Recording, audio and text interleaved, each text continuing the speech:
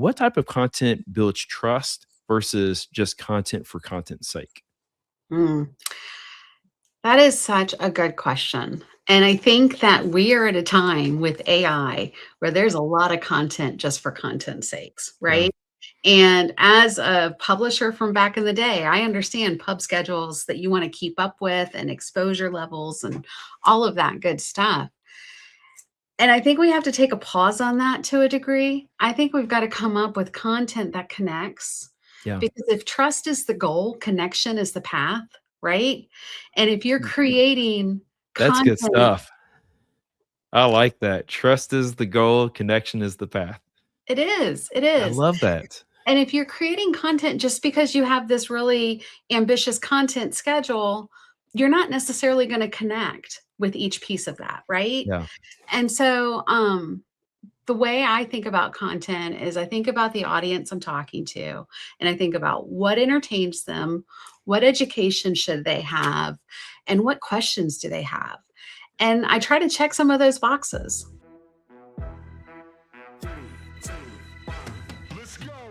Welcome to The Move In, a senior living marketing podcast from Unlock Health, a full service marketing partner for the aging services industry. Join us for candid conversations exploring the latest marketing strategies with the senior living community leaders and innovative solution partners who are moving our industry forward. Together, we'll build a community to build better communities. Are we making it easier or harder for families to navigate the senior living journey? Hello, I'm Larry Williams, and welcome to the Move In Senior Living Marketing, powered by Unlock Health. The honest answer is, in a lot of ways, we're still making it harder than it needs to be. Families are overwhelmed with options, unclear on pricing, and unsure on who to trust, all while navigating one of the most emotional decisions of their lives. And while our industry has evolved, the perception hasn't always kept up. So how do we change that? How do we build trust earlier in the journey, create better experiences, and help families feel confident in the decisions they're making?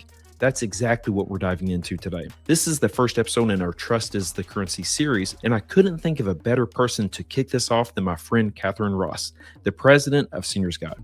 In this conversation, we talk about the trust gap in senior living, why the journey is so emotional and complex, and how clear, authentic information can make all the difference. All right, let's jump into it.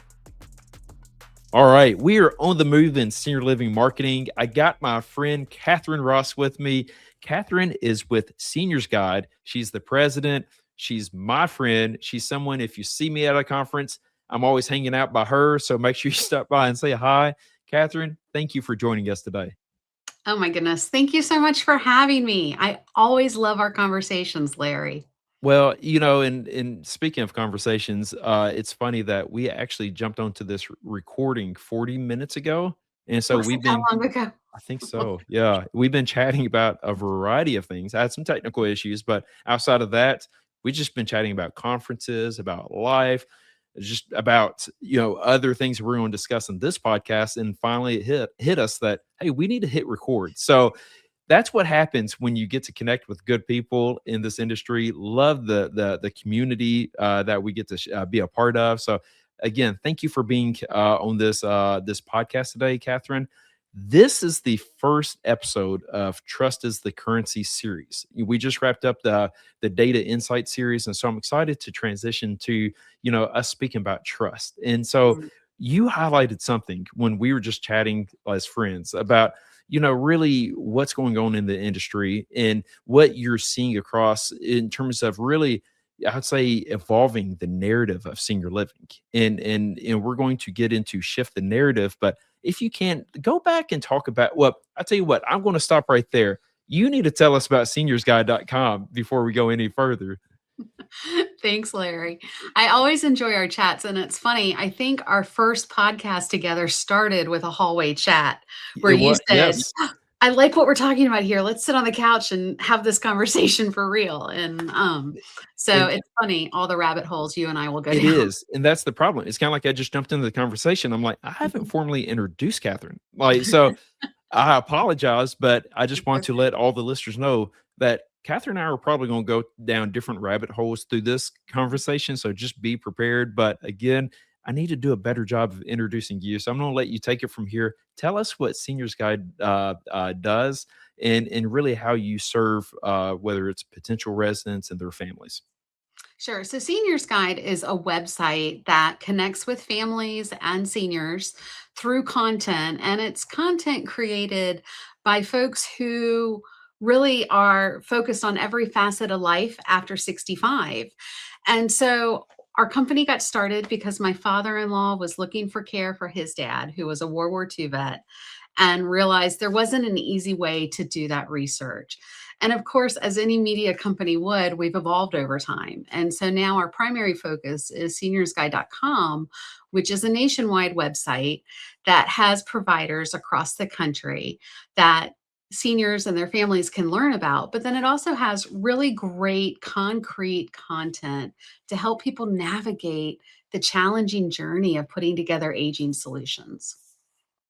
Love that. And that's why I wanted you to lead off this series. It's just because I think we're in a place where people need guidance. People want to trust that the next steps they're taking are the right steps. And I appreciate what you and your team are doing in this during this phase. So I'm going to go back to before I butchered the introduction. I just completely missed that about evolving the narrative of senior living, and how we need to do a better job of really working together to make sure people understand like the power of community and the power of bringing people together, and as they take this next step. So I love to for you to share what you told me when we were talking about what you heard at the Senior Housing News Sales and Marketing Conference, and really some of the efforts you're employing as as we're going into the second quarter of 2026. Sure. So, one of the things that I think is going on is that there's a bit of a consumer perception gap. And that means that even though consumers are doing more research than they ever have before, a lot of senior living consumers have heard those nightmare stories. And in those nightmare stories, they've already come to the scenario with some potential distrust. And I think it's up to us as industry professionals to reassure them and to really work on our messaging so that we shift the narrative. We help people understand the vibrancy that senior living is, whether you're very active and you want to go skydiving with Revel communities, or you need some more intense care and you need a memory care environment. There's every option in the world out there. And aging is a unique journey and you need unique solutions. And so we want to help people find those and feel good about the choices they're making. Yeah, and it goes back to like you said, like just feeling good and getting past the fear of. Like you said, everybody has those nightmare stories, or it might be what you thought of senior living 30 years ago, 40 years ago, and it has evolved. I think about a good friend of mine that his grandmother went to independent living. He said, I was not expecting this. Like he said that he feels like he needs to set an appointment to go see her. She's connecting with friends. He said, and he told me, you're right. It's more like a college lifestyle where they're getting together for, lunches and dinners, and he's in that he is so happy that she has that community. And I'm not talking about the physical location, but that group around her. And so that's really the story that we need to share. And I think that's why when it comes to Seniors Guide, your content of bringing this information together and how powerful that is. And you mentioned that you've been with Seniors Guide for a while. If look at my notes right, since 2001, is that Mhm. correct? Yeah, 25 years. That's amazing. That's incredible. So, how have you seen this? I would say uh, the senior living journey, evolve since 2001 to today. Enormously, Yeah, right? sure. In 2001, a website that helped people do research wasn't really an effective way to do it, right? Um, so we had magazines back then, and we still have some in our core states today. But what we saw was that when people were looking for care, they were largely the adult kids, right? And they were the ones leading the charge on looking for solutions. They were the ones kind of having those conversations. Now we see a lot more self serve seniors. The seniors who are aging today, they were in the workforce with technology, and they're quite adept at navigating the internet and quite adept at knowing what they don't want for their own aging solutions. And so, what's intriguing to me is when I watch user studies of our site, I can tell within seconds, are we seeing an adult child navigate this information, or are we watching a senior themselves navigate this information? And the difference is that seniors really pour through everything. They Hmm. zoom in on pictures. They want to see the environment they're going to be in. They're reading those family letters or family comments even closer. The adult kids, they're paying attention to care levels, they're paying attention to location, and they're paying attention to the aesthetics and the visuals, right? But they're not spending as much time with it as a senior will. And I think that's key for all of us to know. Yeah, for sure. I'm curious to get your take on this. Whether it's the potential resident or their family members, where are they struggling the most at the beginning of this journey? Because I imagine a lot of groups start with a senior's guide to start getting content about what this journey looks like. And I didn't know if there's certain points where you see that there bigger questions are being asked or where they are struggling more. Yeah, I mean, I think there's a lot of potential friction points, right? Senior living is a financial investment. It's also an emotional change. You're no longer going to visit mom in her house, you're going to a community. And if that house has the nostalgia of your childhood, what does letting go of that look like and feel like? And how does mom feel about that, right? And so what's interesting is families need to align, and so they tend to do individual research, and then they tend to share that research with each other, and so that's fascinating, and they come at it with different things in mind. The seniors are looking at their lifestyle. They wanna know what kind of food is gonna be there. They wanna know that it's reliable and there's friendships to be made. Um, the kids are typically worried about safety, and so Sure. they wanna feel some peace around that, and I think we hear these things, they get reflected on our site and the user journey on our site, but also we hear this reflected in conferences when when we hear from providers, right? For sure. And with your site, you're allowed to compare different options. Well, yeah, I mean, you can go from one profile to the next and look at things, and then we, incorporate Google reviews, so you can see who's getting great positive feedback from the families themselves, and then, of course, we incorporate video and pictures and all of the different modalities there. We wanna help them connect with providers in a more informed way, For right? sure. Well, and that's what the reason I ask, just, make sure, we level set here is just as they're comparing options. I feel like Mhm. families and residents themselves, the trust is the key component of it all. They're Yeah. looking for assurance, they want validation, they want information, they need help going down this journey. And I think it's really powerful to be able to provide them that in this one, I say unbiased review. And so I'm sure you get a lot of positive feedback of being able to take this information and curate it for families to come together. Yes.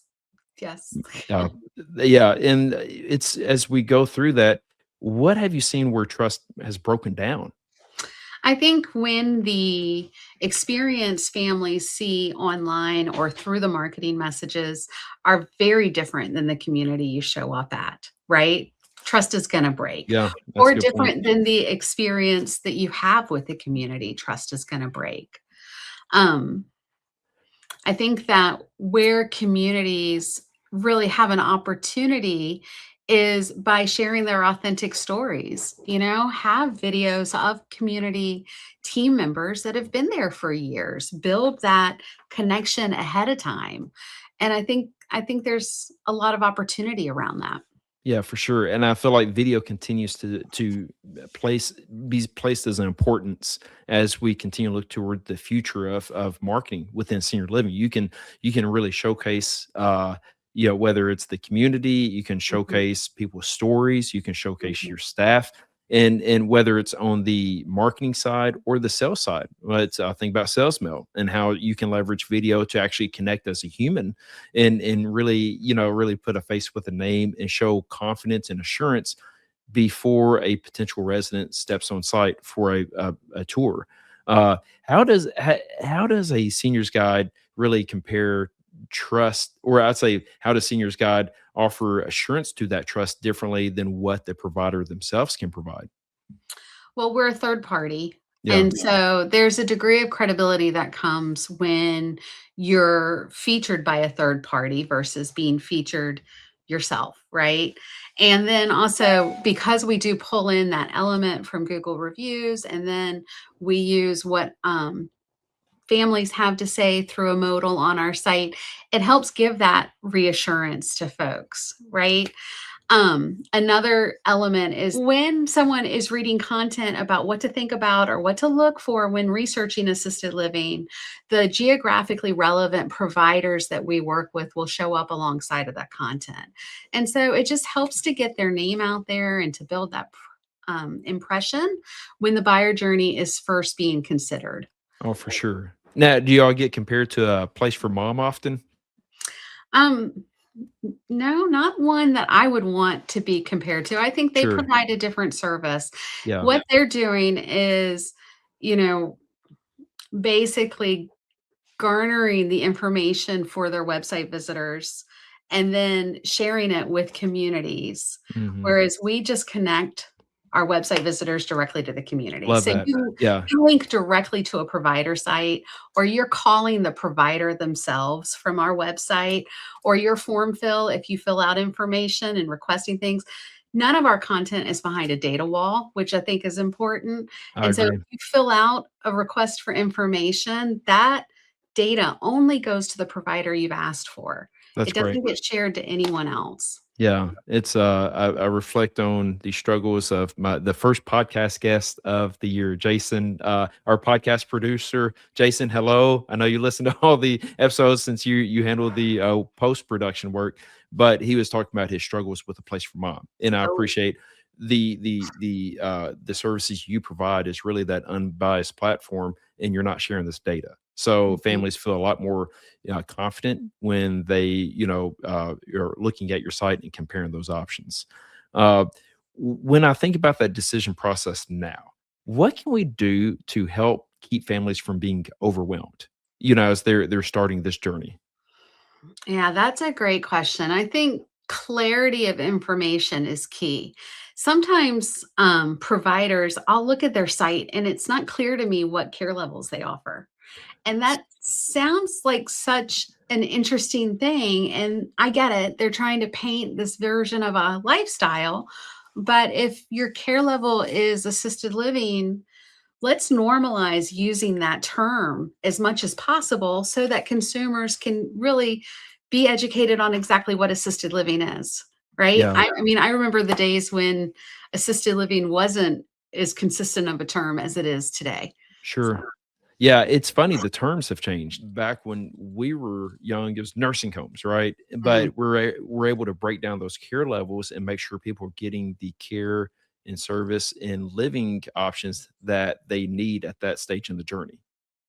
Well, and I think you brought up a great point, Larry. When we were young, nursing home was the predominant solution. There were some CCRCs out there, Mhm. but nursing home was what people thought of. Yeah, And I don't think The Golden Girls, the TV show, was very helpful in the narrative for our industry. I mean, if you remember the dynamic between Dorothy and Sophia and the threat to go to Shady Pines, that wasn't something anybody wanted for themselves, right? But luckily, here we are about 40 years later, and we have more solutions than just a nursing home. That being said, it's still searched more than any other term in yeah, retirement living on Google Trends as of year end 2025. And so that just shows you that consumers kind of still group everything together. And for sure. until they start that journey of research, they don't understand the specific nuances of each care level. And it's our responsibility as an industry to make sure that that information's out there. It's clear. And that's the thing. Like, what does an assisted living do that a skilled nursing community doesn't do?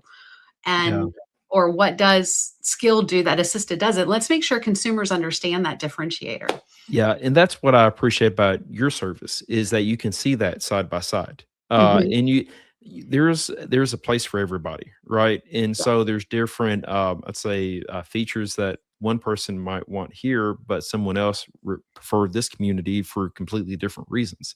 And I think Mhm. it's really important for us to highlight that and showcase that to make sure people find that place where they feel have that belonging. And I know consumer expectations have changed too, and so we got to Right. make sure we're evolving with that. I'm curious to see if you've seen a shift on that, the consumer expectations. We want Wi-Fi. We want somebody to help us with our Oh, yes. our tech platforms. It's in speaking with a few people who have helped their parents. That was a big part of it. Mhm.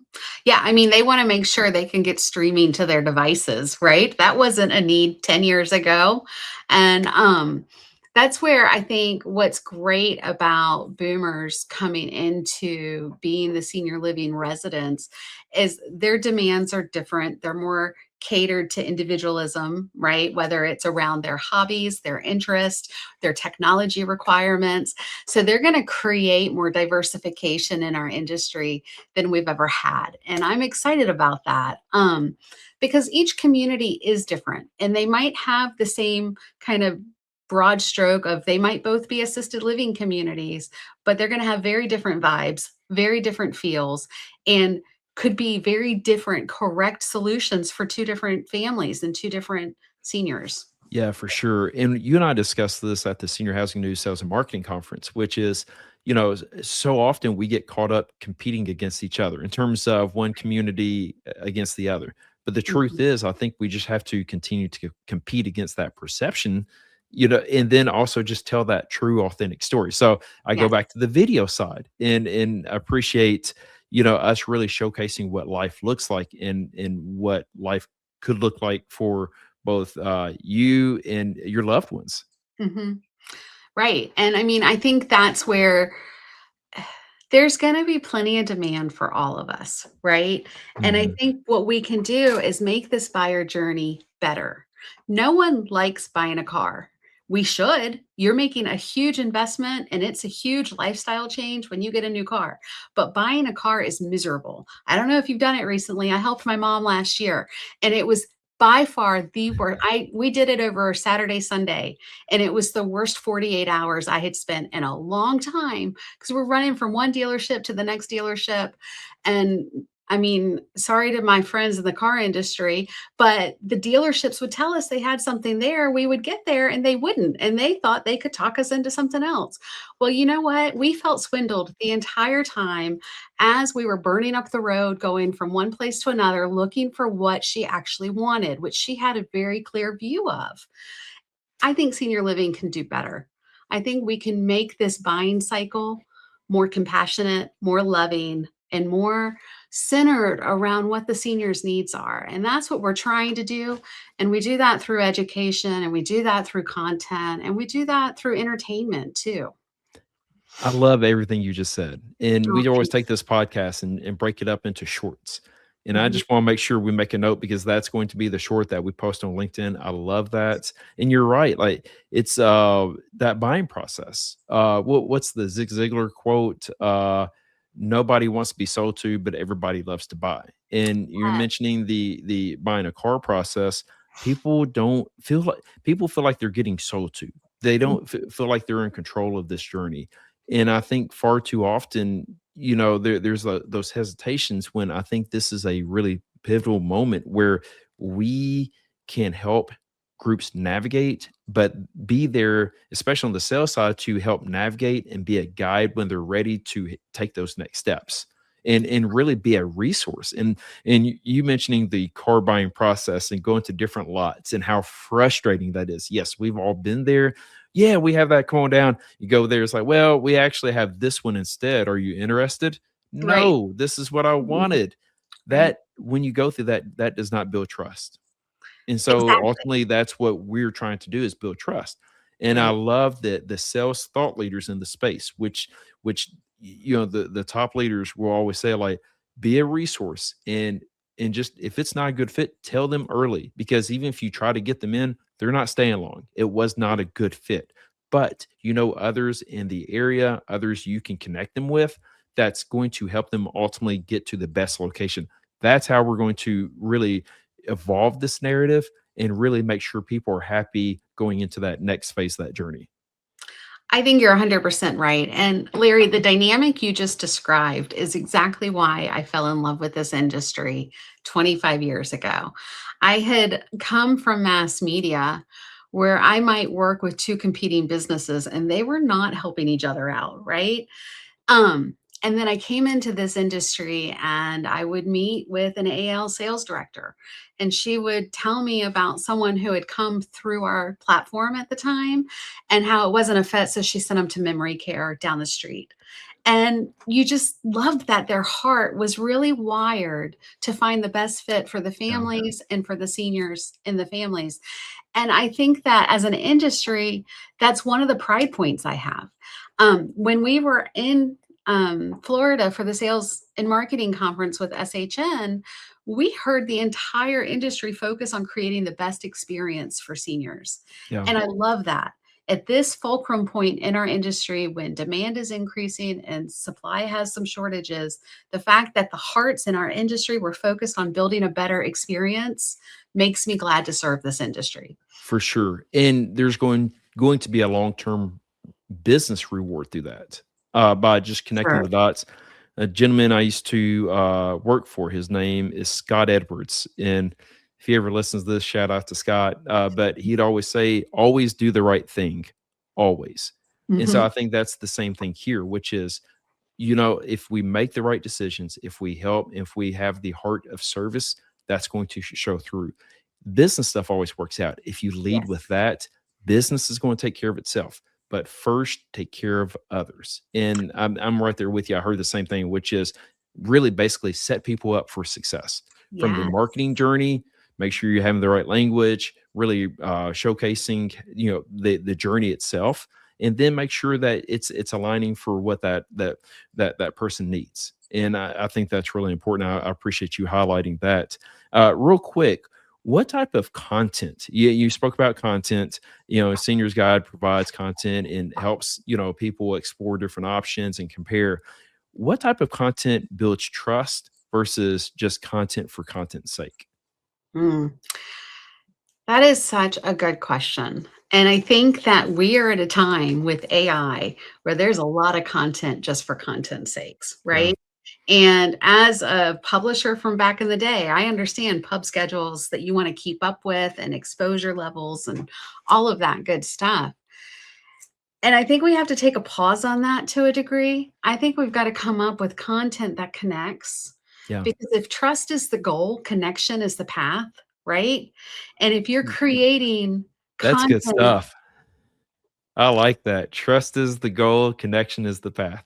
it is, it I is. love that. And if you're creating content just because you have this really ambitious content schedule, you're not necessarily going to connect with each piece of that, right? Yeah, And so, the way I think about content is I think about the audience I'm talking to, and I think about what entertains them, what education should they have, and what questions do they have.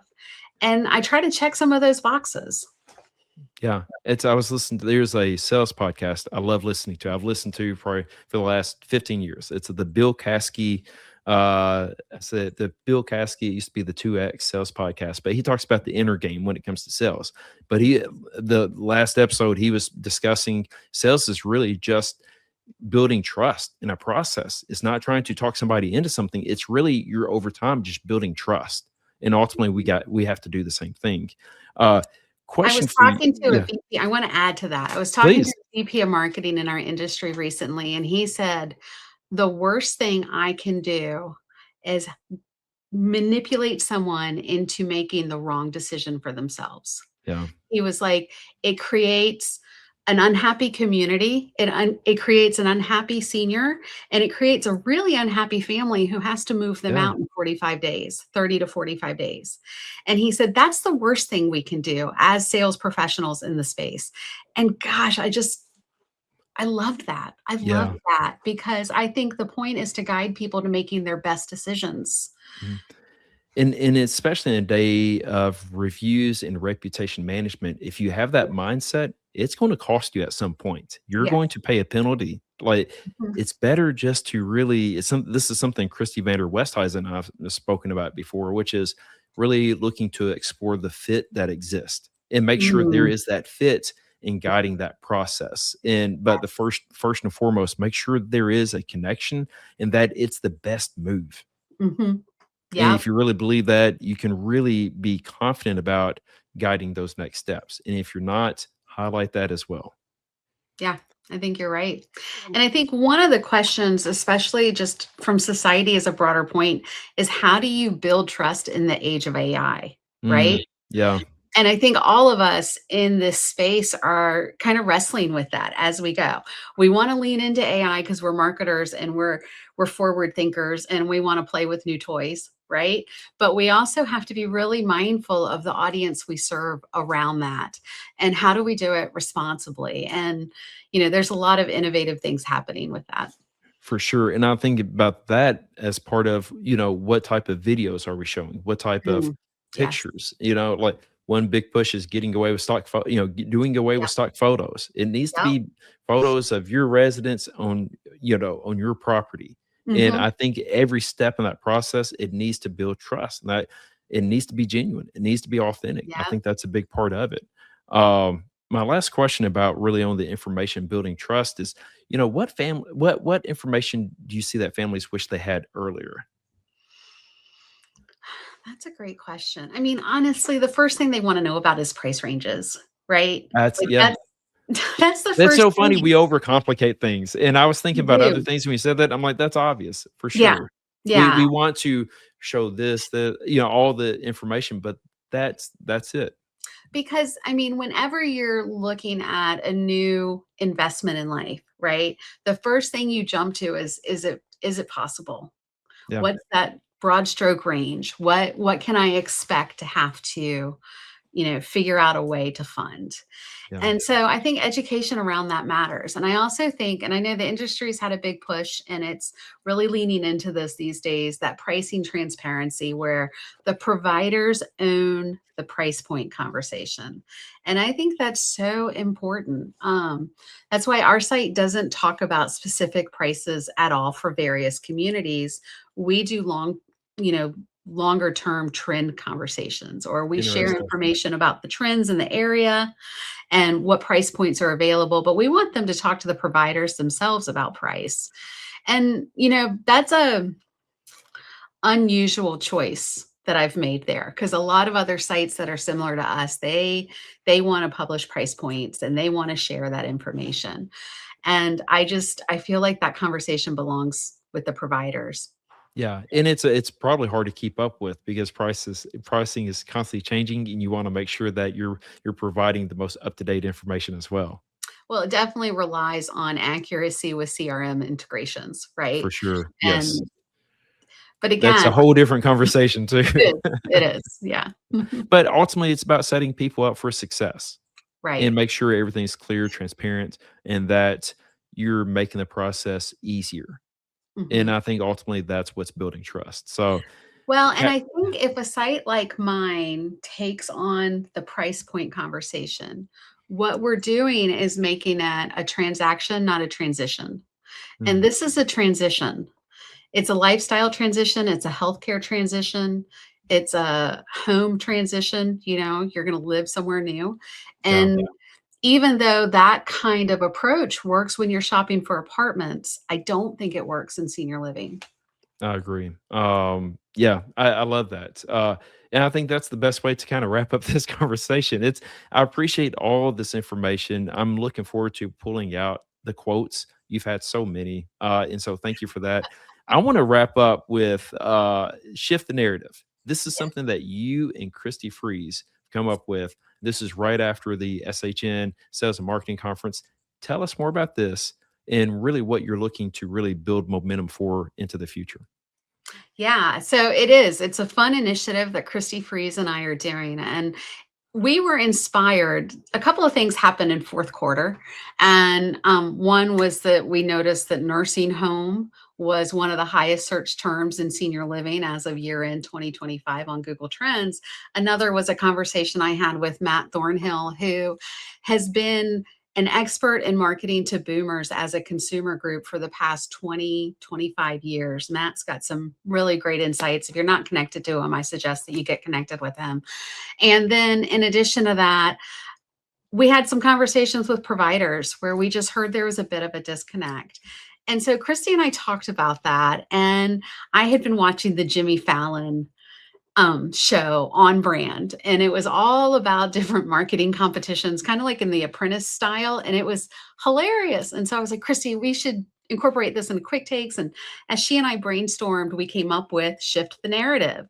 And so we started off with the Narrative Shift Project, where we were highlighting these marketing lessons from On Brand and then elevating providers that we saw that kind of did that lesson really, really well, and how it could help shift the narrative in senior living. And so now we've rolled it into the Narrative Shift Challenge, or Shift the Narrative Challenge. And what we're doing is just really asking the industry to be deliberate with your messaging. How do we shift this narrative from the consumer perception gap around what senior living is?